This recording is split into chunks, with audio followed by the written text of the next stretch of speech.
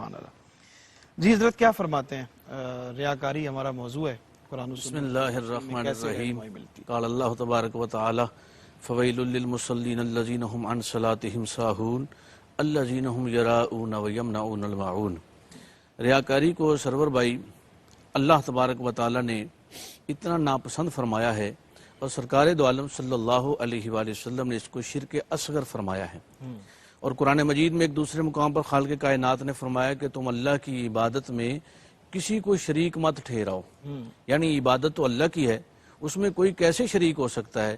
اس کی وجہ صرف یہ ہے کہ جب ہم نماز پڑھتے ہیں، ہم روزہ رکھتے ہیں، ہم زکوٰۃ دیتے ہیں، کوئی بھی نیک عمل کرتے ہیں تو اس میں جب ہم لوگوں کو شامل کر لیتے ہیں اور اخلاص کو ختم کر دیتے ہیں تو یہ عمل ریاکاری ہے۔ ہر وہ عمل جو غیر اللہ کو دکھانے کے لیے کیا جائے صحیح، وہ ریاکاری ہے۔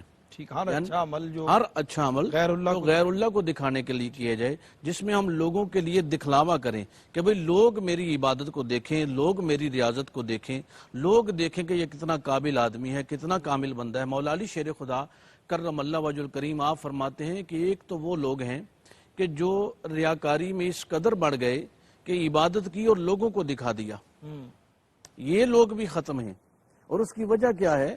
اس کی وجہ یہ ہے کہ وہ بندہ چاہتا ہے کہ لوگ میرا عمل دیکھیں، اور دوسرے ایک لوگ وہ ہیں کہ جو اپنے جن کی تعریف کی جائے اور وہ بھی ریاکاری کو پھر اور مزید بڑھاتے ہیں۔ ایک وہ لوگ ہیں کہ جن کی مذمت کی جائے تو عمل کو کم کر دیتے ہیں، ایک وہ لوگ ہیں کہ جو لوگوں کے سامنے تو عمل بڑی چستی سے کرتے ہیں اور جب تنہائی میں ہوتے ہیں تو بڑی سستی میں ہوتے ہیں، کاہلی میں ہوتے ہیں، یعنی ان کا عمل اللہ کے لیے نہیں ہوتا۔ لیکن ہر عبادت، ہر نیک عمل وہ اللہ کے لیے ہے، اخلاص یہ ہے کہ وہ اللہ کے لیے کیا جائے۔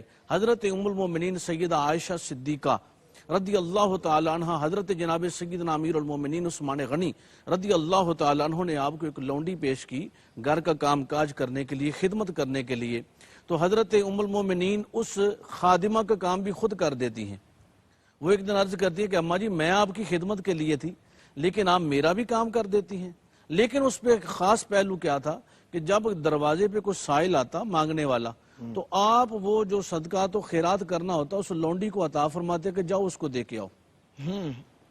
وہ ایک دن عرض کرتی ہے کہ بڑی عجیب بات ہے، کپڑے میرے آپ دھو دیتی ہیں، گھر کا کام بھی کر لیتی ہیں، لیکن جب کوئی مانگنے والا آتا ہے تو وہ میرے ہاتھ سے اس کو دلواتی ہیں۔ سبحان اللہ۔ آپ فرماتی ہیں وہ اس لیے کہ جب وہ دعا دے تو وہ دعا تمہیں دے گا، اسے یہ معلوم ہوگا کہ تم دے رہی ہو، اس کی دعا سے تمہیں استفادہ ہو، یعنی ریاکاری سے اس قدر بچ رہے ہیں۔ اور حضرت با یزید بستامی علیہ رحمہ آپ ہر روز گزرتے ہیں اپنے مریدین، اپنے غلام، اپنے خداموں کے ساتھ، اور راستے میں بادشاہ کا دربار لگتا ہے اور بادشاہ درباریوں سمیت کھڑا ہو جاتا ہے جب آپ وہاں تشریف فرما ہوتے ہیں، اور آپ کی دست بوسی کرتا ہے، آپ کو سلام نیاز پیش کرتا ہے اور تواضع کی جاتی ہے، کھانا پیش کیا جاتا ہے، اور آپ اس کے سلام کا جواب دیتے ہیں اور چلے جاتے ہیں۔ صحیح۔ ایک دن حسب معمول آپ گزر رہے تھے کہ بادشاہ درباریوں سمیت، یہ بڑی شان کی بات ہے کہ بادشاہ کھڑا ہو، درباریوں سمیت کھڑا ہو، اور کسی اللہ کے ولی کے لیے، اور پہلے ہوا بھی ایسا ہی کرتا تھا کہ بزرگان دین کی بادشاہ جو ہیں وہ خدمت کرتے تھے، سلام نیاز پیش کرتے تھے، تو آپ نے جب اس نے سلام پیش کیا نا تو آپ نے اس کی طرف تھوک دیا، وہ برا بلا کہنے لگے۔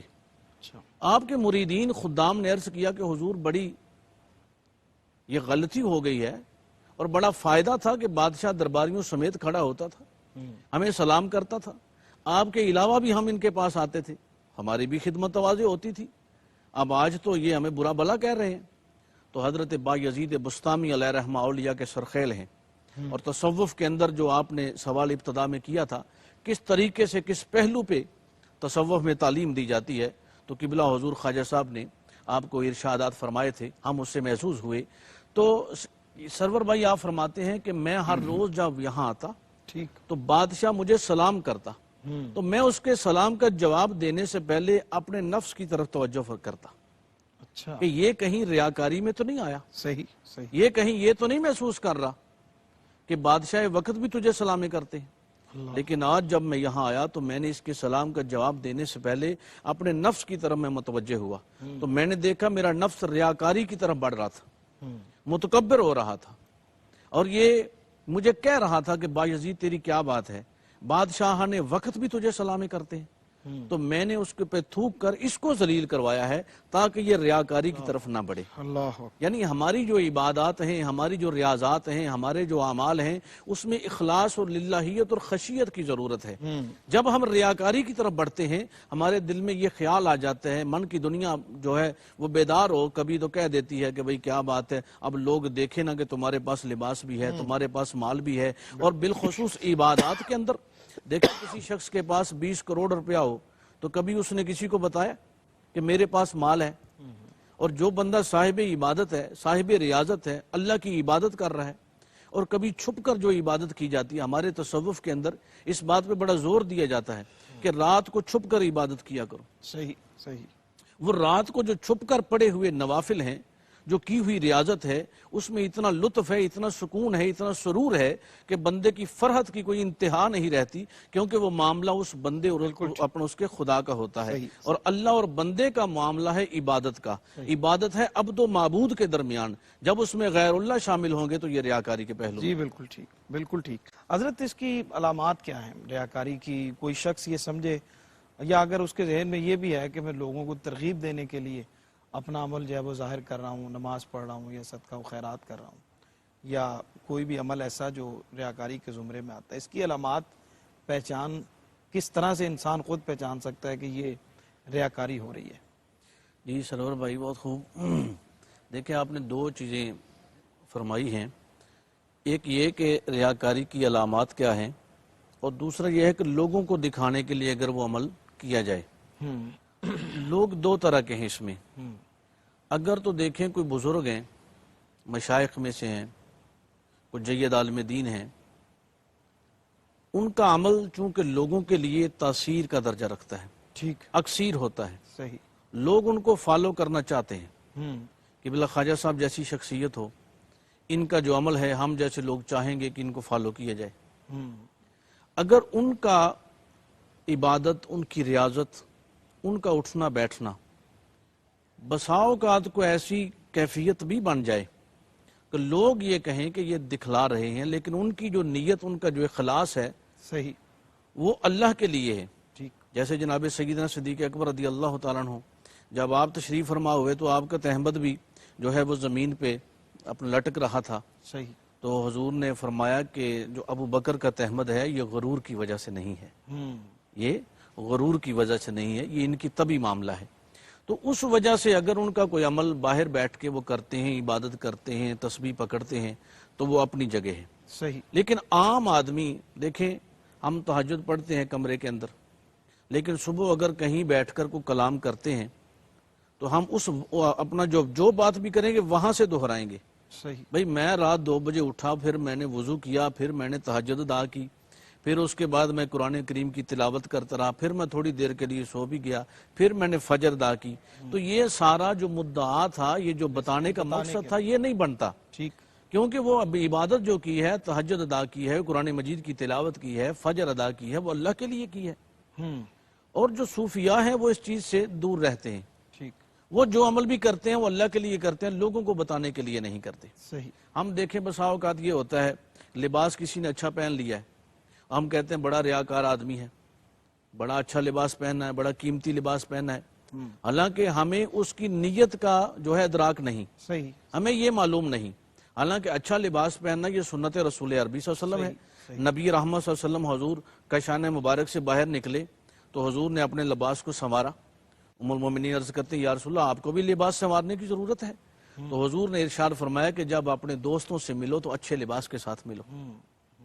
دوسری اس کی وجہ کیا ہے کہ اگر اللہ تبارک و تعالیٰ نے عطا فرمایا ہے تو اس کو زیب تن کرو، یہ اللہ کا شکر ادا کرنے کے معنوں میں آتا ہے۔ ٹھیک، یہ پہلو ہے کہ وہ لوگوں کے دکھلاوے کے لیے نہیں ہے۔ اور کوئی شخص ایسا بندہ بیٹھا ہے کہ اگر کوئی بزرگ ہیں کمرے میں نماز پڑھتے ہیں، نماز تو ہوئی، لیکن اگر باہر پڑھیں گے تو ان کے ہزاروں فالوور جو ہیں ان کو دیکھ کر وہ خود نمازی بن جائیں گے۔ اب کسی کو نیک عمل کی ترغیب دینے کے لیے وہ عمل لوگوں کو دکھایا جائے تو وہ ریاکاری نہیں ہے۔ بالکل صحیح، اور اگر وہ عمل اس لیے دکھایا جائے کہ میری بلے بلے ہو جائے۔ ایک بزرگ تھے ہمارے سلسلہ چشتیہ کے، تو ان کے پاس ایک مرید آیا، وہ کہنے لگا حضرت میں 2 ہفتوں سے نمازیں پڑھ رہا ہوں، لیکن لوگ مجھے نمازی نہیں کہہ رہے، بلکہ میں جدھر سے گزرتا ہوں لوگ کہتے ہیں ریاکار آیا ہے۔ صحیح۔ لیکن حضور آپ فرماتے ہیں دیکھو بیٹا، تم نماز اللہ کے لیے پڑھو، جب تمہارے دل میں یہ بات آ جائے گی، تمہاری نیت میں، قبلہ خواجہ صاحب نے فرمایا انما الاعمال بالنیات، تمہاری نیت میں یہ بات آ جائے گی میں اللہ کی عبادت کر رہا ہوں، اللہ مجھے دیکھ رہا ہے، تو پھر دیکھنا لوگ تمہیں کیا کہتے ہیں۔ اللہ، ایسا ہی اس نے کیا، دوسرے دن سے اس نے نیت اپنی کو درست کیا، اخلاص کے ساتھ عبادت کی، وہ جہاں سے گزرتا لوگ کہتے کتنا اچھا نیک آدمی ہے، بڑا نمازی ہے، بڑا پرہیزگار ہے۔ تو یہ عمل جو ہے مولا علی شیر خدا فرماتے ہیں کہ ریاکار شخص جو ہے وہ جہنمی، اپنے جہنم کا ایندھن ہے، اور جہنم میں ہی اس کو ڈالا جائے گا۔ جیسے آپ نے ابتدا میں ایک حدیث مبارکہ کا ذکر کیا ہے کہ حفاظ جو ہیں، جو قاری ہیں، جو شہید ہیں، جو عبادت گزار ہیں، اتنے بڑے عابد و زاہد لوگ بھی جہنم میں ڈال دیے جائیں گے، بھئی اس لیے کہ عمل انہوں نے کیا تھا لوگوں کو دکھانے کے لیے، تو ان کا دکھلاوا ہو چکا۔ اب جو عمل کرتا ہے اللہ کے لیے، اس کا اور اللہ کا معاملہ ہے۔ جب وہ اپنے رب کے لیے کرتا ہے تو اللہ اس کی بہترین جزا دینے والا ہے، اللہ بہترین اجر دینے والا ہے۔ اب ہمارے لیے لازم یہ ہے کہ ہم دنیا میں ہوں، معاشرے کے اندر رہتے ہوں، لوگوں میں رہتے ہیں، اس بات میں کوئی شک نہیں کہ ہر شخص کسی نہ کسی معاشرے کا حصہ ہے، وہ محلے میں ہے، وہ مریدین میں ہے، وہ دوستوں میں ہے، وہ احباب میں ہے، تو بس اپنے آپ کو ریاکاری سے پاک کر لے، اس کی عبادات کو قبولیت کا درجہ مل جائے گا۔ بالکل ٹھیک، بالکل ٹھیک۔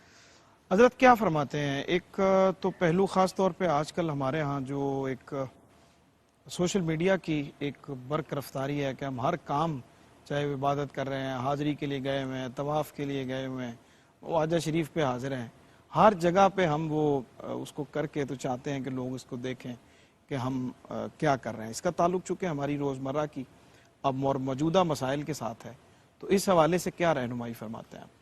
جی بالکل سرور بھائی، دیکھیں پہلے کہتے تھے کہ نیکی کر دریا میں ڈال، لیکن آج ہمارا معمول یہ ہے نیکی کر سوشل میڈیا پہ ڈال۔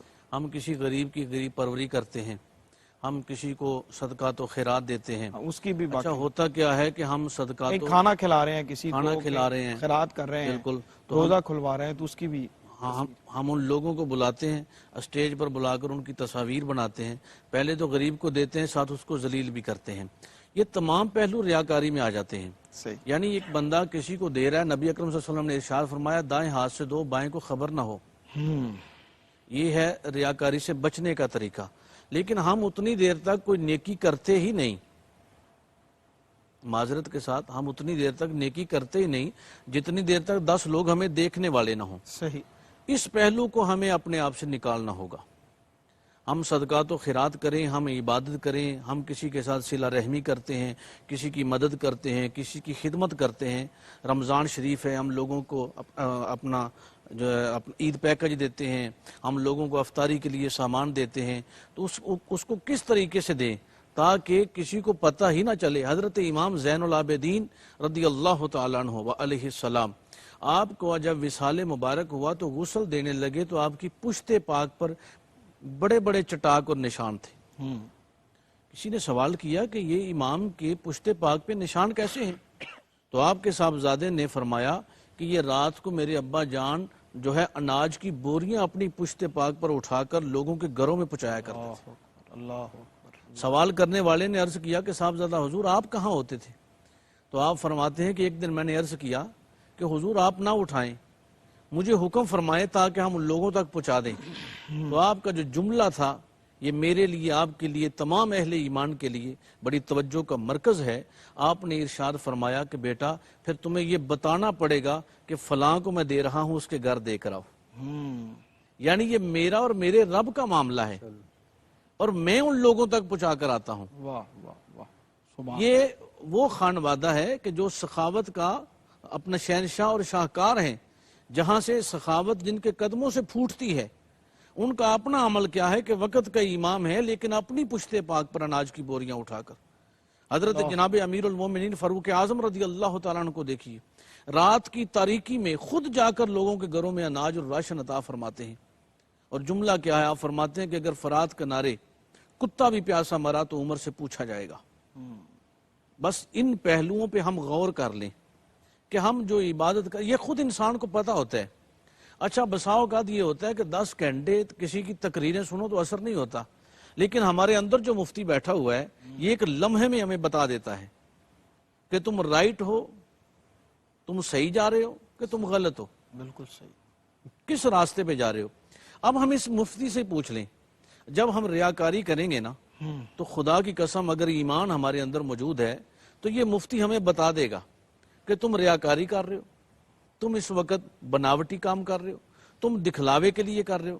بس ہم جب اس سے دور ہو جائیں گے اور اپنے اللہ اور اللہ کے رسول کے لیے عمل کریں گے تو پھر حال کیا ہوگا کہ یہ ہمارے اعمال جو ہیں اللہ کی بارگاہ میں قبول اور پسند بھی ہوں گے. سب سے بڑی بات ہے قبول ہونا تو بعد کی بات ہے، پسند ہو جائیں. ٹھیک. جب پسند ہو جائیں گے تو قبول بھی ہو جائیں گے.